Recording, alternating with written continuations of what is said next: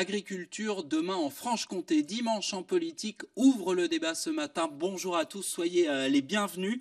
Nous sommes avec 3 candidats aux chambres d'agriculture, les agriculteurs qui ont jusqu'à jeudi de la semaine prochaine pour voter par courrier ou par internet. Alors cette campagne peut-elle changer le visage de nos campagnes? Comment nos agriculteurs vont-ils remonter la pente, eux qui se plaignent régulièrement de ne pas vivre décemment de leur travail? Comment redorer le blason de cette profession souvent pointée du doigt, notamment pour son impact sur l'environnement? On va en débattre avec nos invités. Je vous les présente tout de suite. D'abord, Daniel Prieur, président de la Chambre d'agriculture du Doubs et du territoire de Belfort. Vous êtes candidat FDSEA dans le département du Doubs. Également sur ce plateau, Élise Grossior, candidate vous de la Confédération paysanne dans le département du Jura. Et à vos côtés, Daniel Pépiot, candidat de la coordination rurale dans le département du Doubs. Bonjour à tous les trois. Merci d'avoir accepté notre invitation. Alors comme chaque semaine, vous le savez, vous aussi devant votre télévision, vous pouvez participer à cette émission, réagir, commenter sur les réseaux sociaux grâce au mot dièse qui s'affiche, Dimpol FC, comme dimanche en politique Franche-Comté. Je me ferai le relais de vos questions, de vos interpellations tout au long de ce débat. Alors madame, messieurs, d'abord pour que les téléspectateurs comprennent bien les enjeux de ce scrutin, pouvez-vous nous expliquer à quoi sert une chambre d'agriculture? On commence avec vous, Daniel Prieur. Une chambre d'agriculture, c'est la représentation de l'agriculture officielle auprès du préfet, auprès des conseils départementaux, et pour ce qui est du niveau régional, auprès du préfet de région et du préfet du conseil régional. Ça, c'est sur l'aspect, je dirais, très officiel. La voix des agriculteurs? Alors, la voix des agriculteurs, elle est à la fois celle amenée par les chambres, mais celle aussi amenée par les organisations professionnelles et notamment les organisations syndicales. Après, dans le fonctionnement de la chambre, il y a les aspects qui sont liés à l'accompagnement de l'agriculteur tout au long de sa vie, que ce soit pour ce qui est du domaine de l'installation des jeunes, du développement, des aménagements qu'il a à faire dans son exploitation, et puis quelque part de préparer sa succession et donc sa transmission de l'outil. Et puis on a quand même une marge de liberté de travail. Et moi, je sais que dans la Chambre d'agriculture Doubs Territoire de Belfort, on a été dépositaire et proposeur d'un certain nombre de projets qui vont de l'impact dans des filières, avec bien sûr nos AOC comtoises qui sont un élément fort, mais aussi d'être dans des domaines plus sociétaux, avec notamment tous les enjeux environnementaux. Vous en parliez en préambule de l'émission, avec les aspects liés à la qualité de l'eau. Élise Grossior, vous êtes élue d'opposition dans le département du Jura. La Chambre d'agriculture, ces élus, ils ont un impact sur la vie quotidienne des agriculteurs? Oui, parce que c'est aussi un prestataire de service, donc la Chambre... Dans l'activité de conseil, on va dire. Oui, voilà, l'activité de conseil, par exemple, pour faire ce qu'on appelle les plans FUM, c'est les déclarations que les agriculteurs font sur tout ce qu'ils épandent sur leur champ. Donc on peut demander à la Chambre d'agriculture de faire ça. Il y a du conseil sur tout un tas de choses.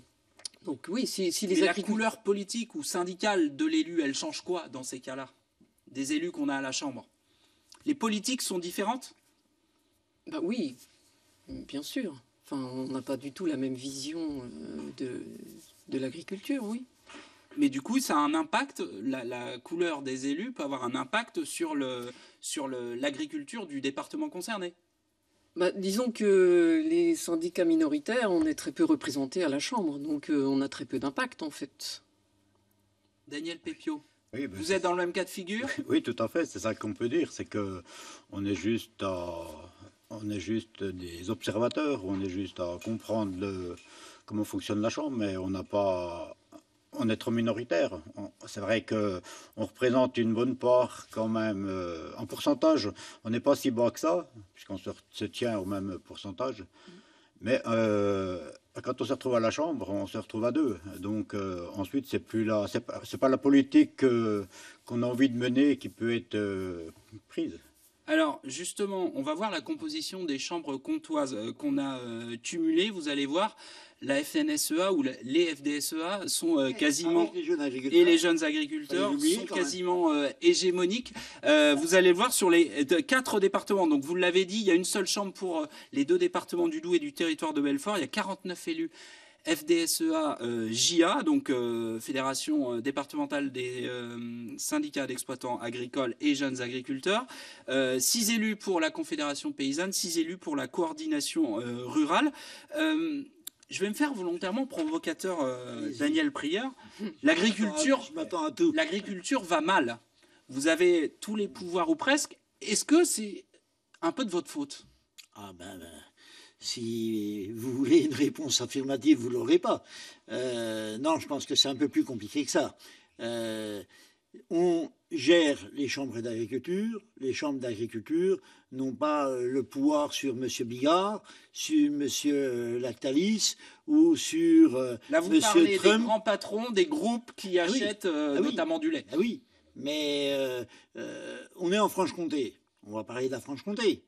En Franche-Comté, on a, je dirais, 2 types d'organisation de l'agriculture.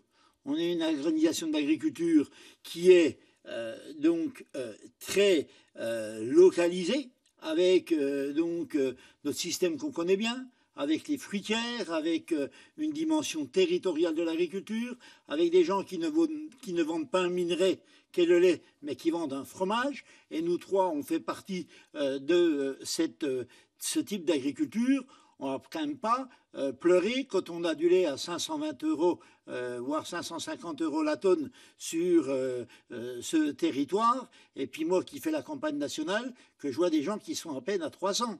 Donc, c'est le cas par exemple pour les exploitations de Haute-Saône, par exemple, où il n'y a pas du tout de zone comptée. Quand on veut dire que la politique qui est menée n'est pas une bonne politique, parce que j'ai senti... ce qu'ils ont dit, et l'un et l'autre, on va y revenir. Moi, ça me fait pas sourire, mais ça me fait réfléchir et à penser à ce qu'on a vécu. Quand on a notamment développé un certain nombre de choses, moi, dans la chambre que je connais, qui est celle que je préside, autour de l'évolution vers l'agriculture biologique, autour du lait sans OGM, autour de l'auto-approvisionnement en protéines plutôt que d'aller l'acheter en Amérique du Sud. Je ne sais pas, il faut leur demander. On va leur demander. Élise Grossior, est-ce qu'ils auraient eu la même niaque que celle que j'ai eue par rapport à ces dynamiques-là? Élise Grossior, la FDSEA et notamment la Chambre du Doubs est vertueuse en termes d'impact environnemental, développement du bio, voilà. Alors, moi, je ne connais pas particulièrement la Chambre du Doubs. Je vais me contenter de ce que je connais. Mais, enfin, je ne pense pas que la Chambre d'agriculture ait vraiment fait se développer la bio. Enfin, je veux dire, pour moi, c'est pas... Ça vient pas de là. Enfin, je veux dire, Interbio, les GAB se sont mis à promouvoir l'agriculture biologique parce que les chambres ne le faisaient pas. Avec la chambre, c'est ce qui nous concerne. Ça s'est pas fait contre la chambre, ça s'est fait avec la chambre. On va demander à Daniel Pépieux, il connaît bien, il est élu dans le Doubs, lui. Oui, mais moi, je trouve qu'on parle de... On veut tout mettre sur la chambre, mais je trouve que la chambre, elle a un impact quand même limité. Parce qu'elle accompagne, moi je suis d'accord que la Chambre d'agriculture accompagne les agriculteurs pour leur installation, comme tu as dit, pour certaines démarches qu'on a à faire sur l'installation ou autre chose. Mais après, c'est pas la Chambre d'agriculture qui va raisonner sur l'agriculture aujourd'hui. Si on parle aujourd'hui que l'agriculture a du mal d'aller, c'est bien des problèmes de prix, c'est bien... Enfin, alors, la coordination, on est toujours là-dessus. Vous disiez tout à l'heure, on est minoritaire, on n'arrive pas à faire passer nos idées. La grande question, c'est comment les agriculteurs peuvent vivre enfin de leur travail, finalement. Vous, quelles sont vos idées? Quelle est votre vision de l'agriculture? Et qu'est-ce que vous feriez si vous étiez aux commandes d'une chambre? Je pars du principe que notre syndicat est dans pratiquement tous les départements aujourd'hui et qui cherche à progresser, et c'est vrai que pour venir majoritaire, on va appeler comme ça, ou qu'on soit écouté, il faut qu'on prenne des chambres. Ensuite, les chambres, il y a leur fonctionnement, il y a, comme on dit, accompagner les agriculteurs, mais c'est ensuite avoir du poids devant des députés, devant le gouvernement pour pouvoir dire il faut changer de politique, quoi. D'accord, mais donc vous changez quoi? Mais il faut déjà prendre un peu le pouvoir pour pouvoir qu'on nous écoute un peu plus. Mais vous voulez prendre le pouvoir, mais vous ne minoritaires. dites pas ce que vous ferez quand vous l'aurez, c'est ça? Ah ben si, quand on l'aura, on cherchera à avoir des prix rémunérateurs, à avoir, on parlait tout de suite, je t'ai entendu parler de soja. Je sais par exemple que nous, on n'est pas d'accord de voir des arrivages de soja avec des résidus de glyphosate qui sont très importants et puis qui sont arrivés en France. Et puis ensuite, voilà qu'on nous dit que l'agriculture pollue.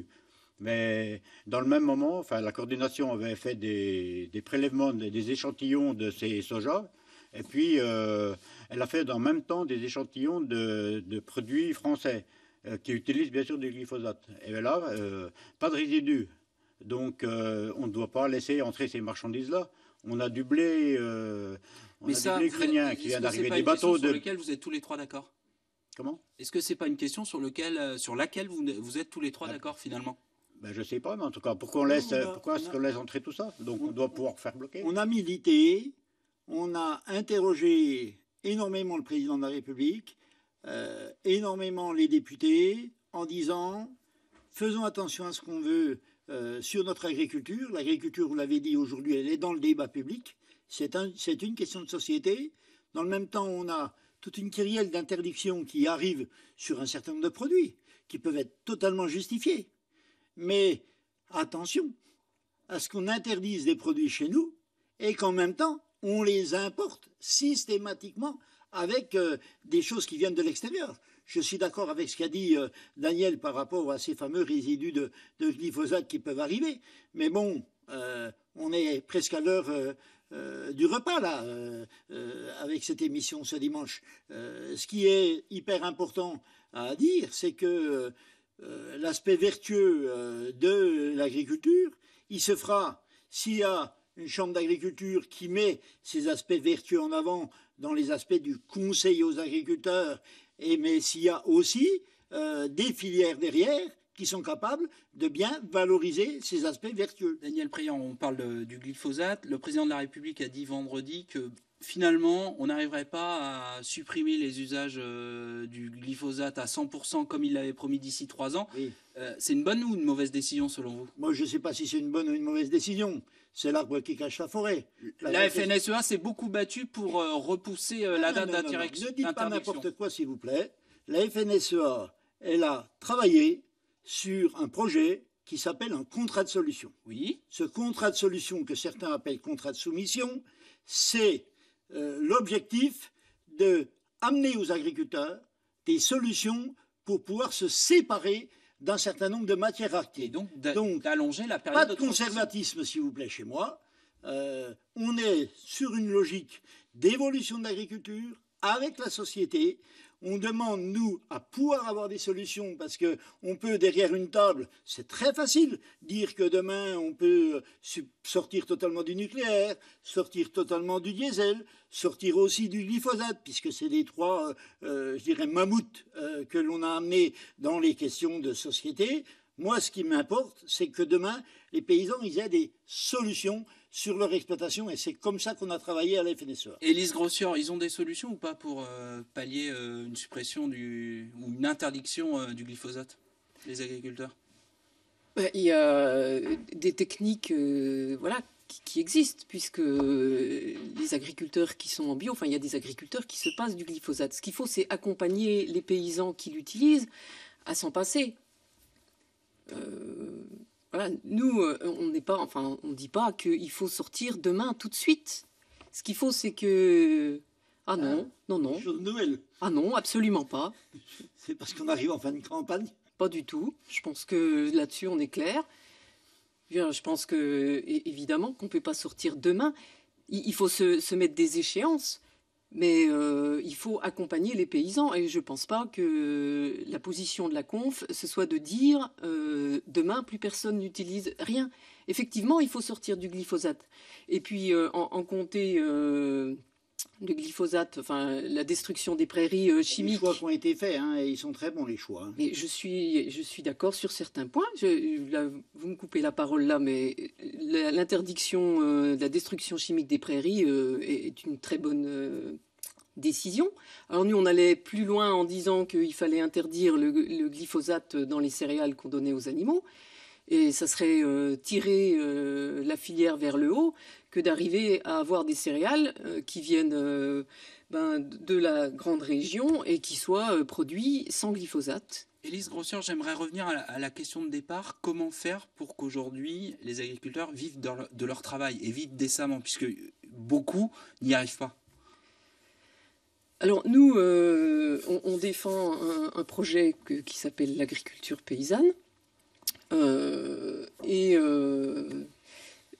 Nous, notre projet, c'est remettre le paysan au centre et créer de l'emploi. Ça veut dire quoi, remettre le paysan au centre? Il ne l'est pas aujourd'hui? Non, pas forcément. Enfin, je veux dire, quand on a des fermes qui deviennent des fermes immenses et que finalement...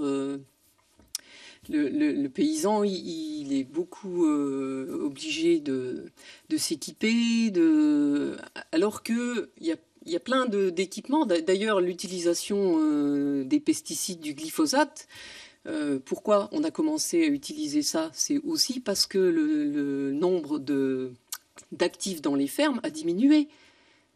Donc, il y a énormément d'emplois à recréer en agriculture, pour pallier aussi à ces problèmes. Daniel Pépio, sur cette question? Nous, on soutient toutes les fermes, c'est-à-dire que, vous savez, l'agriculture, elle est là aujourd'hui, on ne va pas tout remodifier. Quand une petite ferme peut gagner sa vie, je pense que c'est très très bien. Après, les agricultures ont évolué, il y a du matériel qui a évolué, donc on ne peut pas non plus... dire forcément qu'une grosse exploitation va plus polluer. Après, on a profité pendant des années des nouveaux produits. C'est ce qu'on disait, parce qu'il n'y a pas que le glyphosate, il y a beaucoup d'autres produits, d'herbicides, de fongicides, tout ce qu'on a utilisé, c'était autorisé. C'est ça qui est quand même, qui nous fait mal. C'est que c'est tous des produits qui avaient des autorisations de mise sur le marché. Puis aujourd'hui, on nous dit qu'ils polluent. Alors il fallait les arrêter avant. Après, c'est vrai que c'était une facilité pour l'agriculture. On en a profité. C'était plus facile parce que les bio, c'est pas tout simple de pouvoir travailler des céréales sans qu'il y ait trop de chardon, sans qu'il y ait trop de mauvaises herbes. Il faut travailler un peu, pas à l'ancienne, mais il faut reprendre des anciennes techniques qui ont pourtant bien travaillé longtemps, bien existé. Mais c'est une bonne ou une mauvaise chose pour vous? De revenir à travailler à l'ancienne sans forcément les produits chimiques. C'est-à-dire que les produits chimiques, on a quand même compris qu'il y en avait quand même bien assez, on a trop utilisé, donc il faut bien changer de technique, hein. Là c'est sûr. Daniel Prieur. Oui, moi ce que j'aimerais aussi qu'on aborde, parce que là on a parlé du glypho, on a parlé type d'agriculture, je pense qu'il ne faut pas oublier le rôle très important des jeunes, et notamment de l'installation en Franche-Comté. On est une des régions de France qui est la plus dynamique en matière d'installation. Et si elle est la plus dynamique en matière d'installation, c'est parce qu'on a... Moi, je ne souris pas parce que c'est la réalité, Madame Grossière. C'est parce qu'on a eu un souci à un moment donné chez les jeunes agriculteurs de favoriser le renouvellement des générations avec un programme d'installation régionale, mais aussi un vrai accompagnement de l'installation avec des filières qui sont rémunératrices. Quand on voit aujourd'hui dans les comices agricoles, dans un certain nombre... Est-ce que vous ne parlez pas... Est-ce que vous pensez à tout ce qu'il y a en dehors de la zone comté? Parce qu'effectivement, la zone comté est dynamique, parce qu'il y a des prix rémunérateurs, mais tous les autres, et d'ailleurs les manifestations d'agriculteurs, elles ont toujours été plus virulentes en Haute-Saône, où la situation est plus compliquée, par exemple. Je pense énormément aux autres territoires. Et dans les autres territoires, on voit qu'il y a des gens qui sont sur des recherches de solutions. La Haute-Saône est un des départements qui a le plus de pourcentage de ses terres en agriculture biologique. C'est bien un accompagnement pour aller vers plus de valeur ajoutée. Les agriculteurs de Haute-Saône, sous l'impulsion de leur organisation syndicale FDSEA Jeunes Agriculteurs, viennent de monter un magasin pour vendre directement leurs produits au cœur de Vesoul. C'est bien des démarches qui sont pour aller vers plus de valeur ajoutée et donc plus de revenus et continuer d'attirer les jeunes dans l'agriculture. Élise Grossière, Oui. vous sembliez douter sur... Ah non, pas du tout, non, non. Non, non, c'est juste que on a dit quelques mots en aparté, c'est pour ça que je souriais. Ah, d'accord, vous avez une y a pas... conversation à part. Voilà. On vous laisse alors. Dites-moi sur cette dynamique-là. Alors, moi, je félicite vraiment, mais sincèrement, la FDSEA de JA de Haute-Saône pour l'ouverture de ce magasin de producteurs. Mais, enfin, nous, ça fait longtemps qu'on dit qu'il faut faire ça. Mais je suis sincèrement très contente que, eh bien, aujourd'hui, vous faites des choses comme ça. Il y a une tendance, alors vous en avez parlé les uns les autres, voilà, c'est effectivement le bio. Il y a une étude qui est parue cette semaine qui montre que la Franche-Comté est en avance par rapport à la moyenne nationale, puisqu'on doit être à un peu plus autour de 9% de ce qu'on appelle la surface agricole utile qui est en bio aujourd'hui. Il y a le bio, il y a les circuits courts. Est-ce que finalement, il faut tendre davantage vers ça? Est-ce qu'il ne faut pas changer de modèle? Parce que vous parliez tout à l'heure de Lactalis ou des grands groupes laitiers avec lesquels finalement les agriculteurs sont souvent pieds et poings liés puisqu'ils ne décident pas du prix auquel ils vont vendre leur production. Est-ce que finalement la solution, elle n'est pas vers ces filières-là? Oui, bien sûr. Moi, je pense qu'il faut tendre là pour avoir plus de valeur ajoutée. Et puis redonner du sens au métier de paysan. Moi, je pense que c'est ça la solution, oui. Daniel Pépiot, on peut augmenter indéfiniment le taux de surface en agriculture bio? Je ne suis pas contre du tout. C'est sûrement bon, mais moi j'ai quand même ce doute de la grande distribution, et puis j'en reviens toujours, donc notre premier slogan c'était des prix, pas des primes, donc c'est bien des prix rémunérateurs qu'on demande, et puis c'est quand même ça le vrai problème de Franche-Comté, parce qu'on a beau avoir notre comté. J'ai dit il n'y a pas très longtemps que le comté peut-être, mais dans le comté on vend aussi de la viande, on vend aussi du porc, et puis il n'y a pas que le porc en Franche-Comté, hein. Il n'y a pas que le comté en Franche-Comté. Donc il faut bien partir sur le bio pour suivre le consommateur, mais il faut que l'agriculteur soit conscient de ça aussi. Mais ce que j'ai peur quand même, c'est la grande distribution.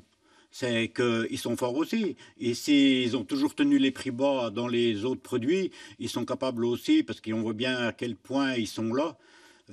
Quand on a des petits magasins comme Biocoop, il y a des autres circuits de produits bio qui sont, on peut dire, comme des marchés équitables, qui savent respecter les producteurs. Là, on peut aller là, mais quand on repart à la grande distribution, comme on voit leur rayon aujourd'hui de bio, j'ai quand même ce doute-là. Donc c'est pour ça qu'on doit toujours avoir des contrats. Et il semblait qu'avec le projet qu'il devait y avoir avec M. Macron, puisqu'il y a eu ce problème vraiment de prix, et qu'il faut que là, on arrive à tenir ça, parce qu'autrement, qu'on fasse du bio, qu'on fasse autre chose, on sera toujours à avoir du mal à vivre de notre métier. Daniel Priat, c'est possible de se libérer des grands groupes? Alors, les grands groupes aujourd'hui, c'est à peu près 80%, 90% de l'alimentation, ça dépend les types de produits. Les grands groupes, ils vont à la pêche, hein. Ils vont à la pêche aux consommateurs. Ils ont des grands filets pour prendre la majorité des consommateurs. Ils ont mis un petit filet d'un côté pour prendre les gens qui sont consommateurs bio, et puis un autre de l'autre côté pour prendre les gens qui sont consommateurs de produits locaux. Moi, ce que je constate, c'est qu'il faut qu'on ne fasse pas que dire, mais que l'on fasse des choses. Et on salue l'initiative de Haute-Saône, mais moi, il y a d'autres choses que j'aimerais pouvoir dire sur ces accroches locales. Ces accroches locales, c'est ce qu'on a pu faire à Belfort, notamment en redéveloppant un travail autour du Munster fermier. alors qu'il n'y avait plus de production de Münster sur le territoire de Des Belfort. nouvelles installations de producteurs de Münster. Des gens qui étaient en lait conventionnel, qui ont fait le choix de transformer et d'amener une valeur ajoutée. Et ça, c'est pas, je dirais, l'idée de tel ou tel syndicat. C'est le travail de la Chambre avec des gens qui sont en responsabilité. On a des questions, j'en ai 3 là sous les yeux, j'aurais pas le temps de les poser toutes, mais sur la cohabitation entre les bio et les conventionnels. Et je vous en lis une, par exemple, c'est Tanguy. Il nous dit: installé en apiculture bio dans le Doubs, il n'y a pas de volonté de favoriser la préservation de nos abeilles. Pire, les instances ne sont pas du tout en faveur de l'apiculture biologique. C'est à l'apiculteur de lutter pour trouver des zones saines de butinage, alors que ce devrait être aux pollueurs d'avoir des mesures de protection. Qui veut répondre, Monsieur Pepio? Vous êtes d'accord avec ce constat ou vous vous inscrivez en faux? C'est un peu compliqué parce que je vois que c'est sûr qu'il faut être dans un secteur où il y a du bio pour pouvoir mettre des abeilles, mais bon, quelqu'un qui veut s'installer en abeilles bio dans un secteur, enfin moi je trouve que là on va loin là. Je crois qu'il faut quand même aussi respecter l'autre agriculture parce qu'on croit qu'il n'y a que le bio qui est bon. Et puis on a beaucoup de produits, surtout en plus dans notre région du Doubs, Jura, on a à Aide-Montagne, on voit quand même qu'on est déjà tous avec du comté, tous avec de l'herbe. Il faut arrêter aussi de croire qu'on va faire que du miel bio ce coup-ci. Élise Grossière, rapidement, c'est très compliqué la cohabitation entre les bio et les conventionnels? Alors, je dirais... Moi, de ce que je connais, non, parce que... Ça peut bien se passer Ça aussi. peut bien se passer aussi. Bon. Mais Oui. Non, mais par rapport aux abeilles, je dirais que c'est compliqué parce que les abeilles, elles sont très sensibles à toutes les matières chimiques. C'est pour ça que la cohabitation est difficile. Merci à tous les 3. C'est déjà la fin, on aurait pu faire beaucoup plus long. Je suis désolé. Je vous souhaite à tous les 3 une bonne fin de campagne. Et puis voilà, on suivra évidemment les élections Chambre d'agriculture sur France 3. Bon dimanche à tous.